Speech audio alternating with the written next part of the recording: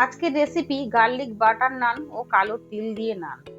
এই রেসিপিটি বানানোর জন্য প্রথমে একটা বোলের মধ্যে 1 কাপ উষ্ণ গরম দুধ নিয়ে নেব। ওর মধ্যে 1 কাপ টক দই, হাফ চামচ বেকিং সোডা, 1 চামচ বেকিং পাউডার, 1 চামচ চিনি ও 1 চামচ লবণ দিয়ে ভালো করে মিশিয়ে নেব। মিশ্রণটির মধ্যে 3 কাপ ময়দা দেব, দিয়ে ভালো করে মাখিয়ে নেব। মাখিয়ে ওর ওপর রিফাইন্ড অয়েল দিয়ে মাখিয়ে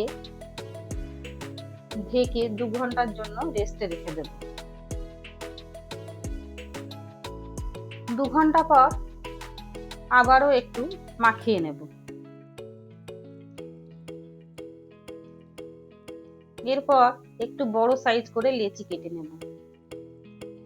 এরপর লেচিগুলিকে হালকা হাতে বেলে ওর ওপর রসুন কুচি ও ধনেপাতা কুচি দিয়ে বেলে নেব।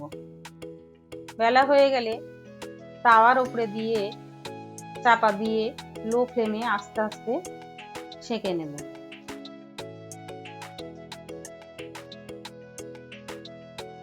আস্তে আস্তে সেঁকলে পুড়ে যায় না, তাহলে কালারটা ভালো আসে, দেখতে খুবই সুন্দর লাগে।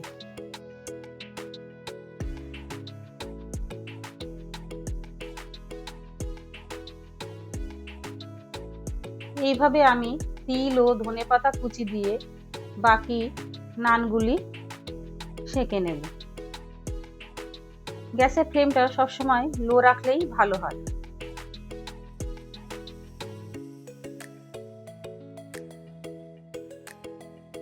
এইভাবে রেডি হয়ে যাবে ফুলকো ফুলকো নান।